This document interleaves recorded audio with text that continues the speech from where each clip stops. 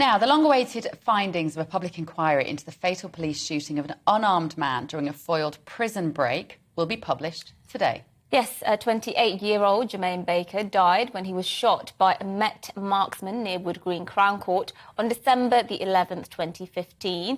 Our London reporter Alice Porter is here to tell us more about this. Alice, so tell us what exactly happened here.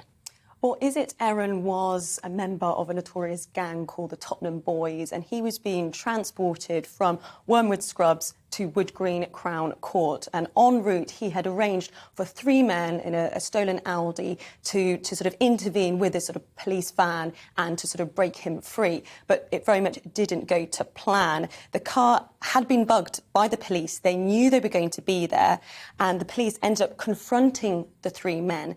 And Jermaine Baker was fatally shot. Now, crucially, they were unarmed. There was a fake Uzi gun that was sort of found in the car, but they were unarmed. Now, officers had been told that they'd be unable to get a gun, but that crucial information was not passed on to the firearms officers who were involved. Now, during this inquiry, the officer involved has been called W80 for anonymity, and he has said that he was convinced that they would be armed, they would fight their way out when challenged by armed police, and that he believed that Jermaine Baker was reaching for a gun. So that's very much his side of things. OK.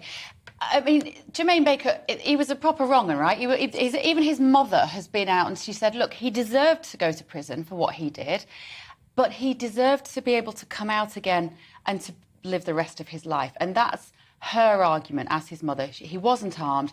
He was doing something terrible to try and break out on his way to prison. She admits that. What are we going to see out of today, do you think?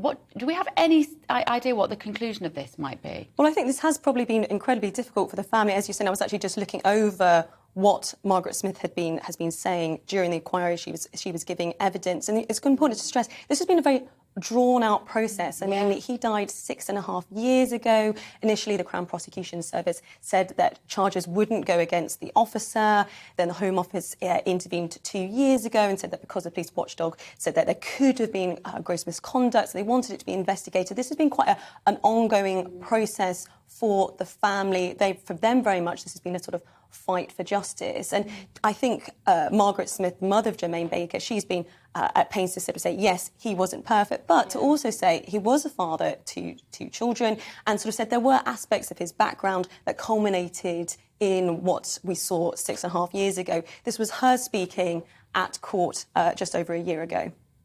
When I look at what happened that day, I see Jermaine being treated by the police officers in the same way as by the school teachers and others in his life. He wasn't seen as a human being whose life was unique and valuable. The value of his life was forgotten in these police officers' plan, and in the end of his life was written off by the premature and unreasonable judgment of W80.